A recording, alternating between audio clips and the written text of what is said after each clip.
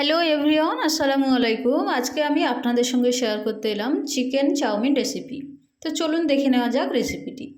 প্রথমে আমি এখানে চিকেন নিয়ে নিয়েছি টুকরো টুকরো করে কেটে এবং একটু সরু সরু করে কেটে নিয়েছি। দিচ্ছি 1 টিস্পুন ভিনেগার, আদা রসুন পেস্ট দেব 1 টিস্পুন, দিয়ে দেব স্বাদ মতো লবণ। আপনারা আপনাদের স্বাদ মতো লবণ ব্যবহার করবেন।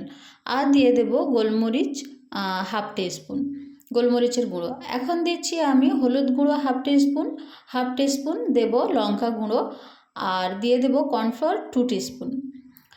এখানে আমি যতটা চিকেন নিয়েছি সেই অনুপাতেই সব মশলা নেব।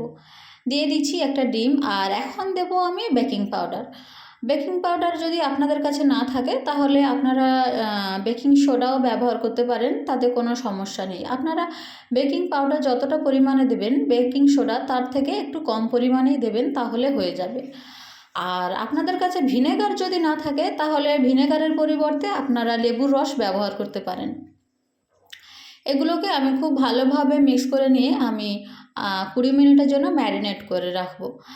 আর এখন আমি অন্য একটা পাত্রে নিয়ে নিচ্ছি 1 teaspoon vinegar, 2 teaspoon soya sauce, আর নিয়ে নেব আমি 2 টিস্পুন টমেটো কেচাপ।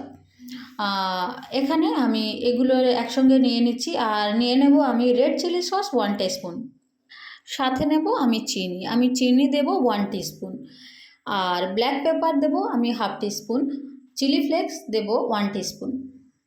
আপনাদের কাছে যদি চিলি ফ্লেক্স না থাকে তাহলে শুকনো লঙ্কা ভাজা একটু ক্র্যাশ করে এটাতে দিয়ে দেবেন।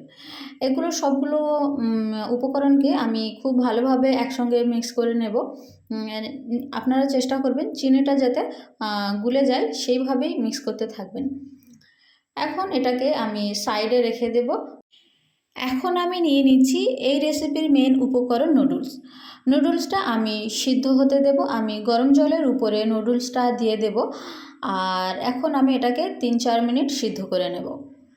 আপনাদের যদি সম্ভব হয় তাহলে নুডলসের জলটা যখন গরম করবেন তখন এটাতে একটু তেল, কুকিং অয়েল আর লবণ দিয়ে দেবেন। তাহলে লবণের স্বাদটা তো এখানে অ্যাডজাস্ট হয়ে যাবে, আর কুকিং অয়েল দেওয়ার ফলে এটা আর গায়ে গায়ে লেগে যাবে না বা ম্যাগি নুডলসগুলো জড়িয়ে যাবে না। নুডলসটা আমি 80% কুক করব, আমি 100% কুক করব না, যেহেতু এটা আবারও রান্না হবে। তাই আপনারা 80%ই কুক করবেন এটা। আর আপনারা চাইলে অবশ্যই করে গরম জলের উপরে রিফাইন্ড অয়েল একটু দিয়ে দেবেন, তাহলে এটা আর জড়িয়ে যাওয়ার সম্ভাবনা থাকে না। তো আমি এটা 80% সিদ্ধ করে নিয়েছি, আর এখন এটা আমি জল ঝরিয়ে সাইডে রেখে দেব। এখন আমি আলাদা একটা প্যান নিয়ে নিয়েছি এবং এটার উপরে দিয়ে দেব কুকিং অয়েল। আপনারা চাইলে বাটারও ব্যবহার করতে পারেন, সেক্ষেত্রে স্মেলটা খুব সুন্দর আসে। আর অনেকের বাটারের স্মেলটা ভালোও লাগে না, যদি আপনারা পছন্দ না করেন তাহলে বাটার ব্যবহার করবেন না। তো এরপরে আমি তেলের উপরে কিছুটা কাজু দিয়ে দিলাম এবং কাজুগুলোকে আমি হালকা একটু ভেজে নেব। এগুলো আমি একটু লাল লাল হলেই তুলে সাইডে রেখে দেব। তো কাজুটা ভাজতে খুব বেশি সময় লাগবে না, খুব অল্প সময়ে এটা ভাজা হয়ে যাবে। তো কাজুগুলো ভেজে নিয়ে আমি সাইডে তুলে রাখছি। এখন আমি এটার উপরে দিয়ে দেব ম্যারিনেট করে রাখা চিকেনটা। আমি আগে থেকে যে চিকেনটা মশলা মাখিয়ে ম্যারিনেট করে রেখেছিলাম সেটা আমি এখানে দিয়ে দেব, এবং এটা ভাজতে আমার টোটাল 10 থেকে 12 মিনিট সময় নিয়েছি আমি, যেহেতু এটা অনেকটাক্ষণ থেকে ম্যারিনেট করা ছিল আর চিকেনটা খুব পাতলা করে স্লাইস করে কাটা, সেহেতু খুব বেশি সময় লাগবে না এটা ভাজতে।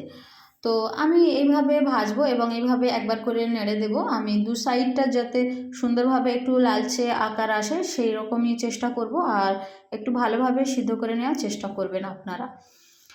তো এইভাবে আমি 10 থেকে 12 মিনিট চিকেনটা ভালোভাবে ভেজে নেব। আর আপনারা এটাকে হাই আঁচে রান্না করবেন না। যদি হাই ফ্লেমে রান্না করেন তাহলে এগুলো পুড়ে যাওয়ার সম্ভাবনা খুব বেশি থাকে। সবসময় এইসবগুলো আপনারা মিডিল ফ্লেমেই করবেন, আর এই কাজগুলো মিডিল ফ্লেমে করলে খুব সুন্দর একটা রান্নাটা হয়। তো আমি এইগুলো সবসময় মিডিল ফ্লেমেই করি। আমি এগুলো বারবার নাড়তে থাকবো যেন এটা এই প্যানটার গায়ে লেগে না যায় আর পুড়ে না যায়, সেজন্য আপনারা অবশ্যই খেয়াল রাখবেন যেন চিকেনগুলো বা কোনো কিছুই পুড়ে না যায়। আর এখন আমি চিকেনগুলোকে তুলে সাইডে রেখে দেব।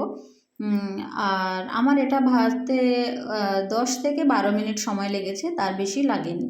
আর এটা খুব সুন্দরভাবে সিদ্ধ হয়ে গিয়েছিল, যেহেতু এটা আগে থেকে ম্যারিনেট করেই রাখা ছিল আর এটা অনেকটা পাতলা আকারেই কাটা ছিল। এখন আমি এটার উপরে আরও একটি কুকিং অয়েল দিয়ে দিচ্ছি। আর এখন দিয়ে দেব আমি পেঁয়াজ। পেঁয়াজটা আমি স্লাইস আকারে কেটে নিয়েছিলাম আর খুব অল্প পরিমাণে পেঁয়াজ আমি ব্যবহার করেছি। এখানে আমি একটা মিডিয়াম সাইজের টমেটো নিয়ে নিয়েছি। আমি টমেটোটা এইভাবে কিউব আকারে কেটে নিয়েছিলাম। আর দেখা পাচ্ছেন এখন আমি ব্যবহার করছি ক্যাপসিকাম। দিয়ে দিচ্ছি কিছুটা গাজর। আমি এখানে তাহলে পেঁয়াজ, টমেটো, ক্যাপসিকাম এবং গাজর ব্যবহার করেছি। আর এগুলো একটু নেড়ে নিয়ে দিয়ে দেব বিনস। বিনসটা পুরোপুরি অপশনাল, আপনাদের কাছে যদি বিনস না থাকে এটাকে স্কিপ করতে পারেন। আর এখন দিয়ে দিচ্ছি কয়েকটা কাঁচা লঙ্কা চিড়ে। আর এখানে আমি এখন যুক্ত করব লবণ। আপনারা আপনাদের স্বাদ মতো লবণ দিয়ে দেবেন। আমি আমার স্বাদ মতো লবণ দিয়ে দিয়েছি।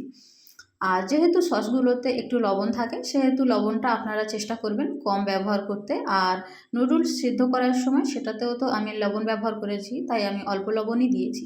এখন আমি দিয়ে দিচ্ছি চিকেনটা, যেটার জন্য নুডলসটা খেতে অনেক অনেক বেশি টেস্টি লাগবে। এখন আমি চিকেনটা দিয়ে দিলাম এবং খুব ভালোভাবে এগুলোকে একসঙ্গে আমি নেড়ে নেব। আর খেয়াল রাখবেন সবজিগুলো যেন খুব বেশি ফ্রাই বা জ্বলে না যায়। সবজিগুলো খুব বেশি ফ্রাই হয়ে গেলে এটা দেখতে এবং খেতে দুটো কোনোটাই ভালো লাগবে না, তাই সবজিগুলো একটু কাঁচা থাকা অবস্থায় চিকেনটা দিয়ে দেবেন এবং এইভাবে মিনিট 5 নেড়ে নেবেন। খুব বেশি আপনাদের এটা রান্না করার দরকার নেই, যেহেতু চিকেনটা আগে থেকেই সিদ্ধ আছে আর সবজিটা খুব বেশি ফ্রাই হবে না। তাই এখন আমি দিয়ে দিচ্ছি নুডলসটা। আমি নুডলসটা আগে থেকে তো সিদ্ধ করে রেখেছিলাম, আপনারা দেখেছেন। আর এখন আমি নুডলসটা দিয়ে দিলাম এটার উপরে এবং খুব আলতোভাবে আমি নুডলসটাকে নাড়তে থাকবো, যেন নুডলসগুলো ভেঙে কেটে না যায়, যেন নুডলসগুলো একটু গোটা গোটা থাকে, সেই চেষ্টা অবশ্যই করব। আর এখন আমি দিয়ে দেব আগে থেকে প্রিপেয়ার করা সসটা, যেটাতে আমি আপনারা দেখেছেন tomato sauce, vinegar, red chilli sauce, এইগুলো সব দিয়েছিলাম। তো এই সসটা আমি এখন দিয়ে দিচ্ছি আর খুব ভালোভাবে সসটা এই নুডলসগুলোর গায়ে মাখিয়ে নেব। আর এরকমভাবে আমি 3-4 মিনিট রান্না করব। আপনাদের আরও একটু বেশি সময় লাগতে পারে যদি আপনাদের আঁচটা কম হয়, বা একটু বেশি হলে তো আরও কম সময় লাগবে, কিন্তু মোটেও আপনারা বেশি আঁচে রান্না করবেন না। সব সময় চেষ্টা করবেন এগুলো মিডল ফ্লেমেই রান্না করতে, কারণ এগুলো মিডল ফ্লেমে রান্না করলে রান্নাটা মনের মতো হয় এবং খুব ভালোভাবে মশলাগুলো সব কিছুর গায়ে মাখো মাখো হয়ে যায়। আর না হলে এগুলো জ্বলে যাওয়ার সম্ভাবনা থাকে। তো আমি এগুলো খুব ভালোভাবে মশলাটা নুডলসের গায়ে মাখিয়ে নিলাম এবং মাঝে মাঝে একবার করে নেড়ে দিচ্ছি। আমি এটা 5 থেকে 6 মিনিট রান্না করব সসটা দেওয়ার পরে, তার বেশি আমি করব না। তো দেখা পাচ্ছেন কত সুন্দর একটা টেক্সচার এসছে। আর এখন আমি দিয়ে দেব কাজুটা। কাজুটা দেওয়ার জন্য এর স্বাদটা অনেক গুণ বেড়ে যাবে। আপনারা যদি কাজু ব্যবহার করে থাকেন, দেখবেন কাজুটা যখন মুখের মধ্যে পড়বে খুবই খুবই টেস্টফুল একটা রেসিপি মনে হবে তখন। আর কাজুটা অনেকটা গুণ স্বাদ বাড়িয়ে দেয় এটার। আর এখন আমি এটাকে ভালোভাবে নেড়ে নিচ্ছি আর ওভেনটা এবার আমি অফ করে দেব। তো দেখা পাচ্ছেন আমার রেসিপিটি কেমন হয়েছে আর নুডলসটা কেমন দেখাচ্ছে। তো এই ছিল আমার আজকের রেসিপি, চিকেন চাউমিন। আর কাজুটা আপনারা অবশ্যই করে ব্যবহার করবেন। আপনারা চাইলে স্কিপ করতে পারেন, কিন্তু অবশ্যই করে ব্যবহার করার চেষ্টা করবেন। কাজুটা ব্যবহারের ফলে এটার স্বাদটা অনেক গুণ বাড়িয়ে দেবে, বারবার বলছি। তো এই ছিল আমার আজকের রেসিপি। কেমন লাগলো রেসিপিটি? আর অবশ্যই করে এই রেসিপি একবার করে ট্রাই করে দেখবেন আর কমেন্ট করে জানাবেন রেসিপিটি আপনাদের কেমন লেগেছে। তো আজকে এই পর্যন্ত, দেখা হবে অন্য কোনো দিন অন্য কোনো ভিডিওতে।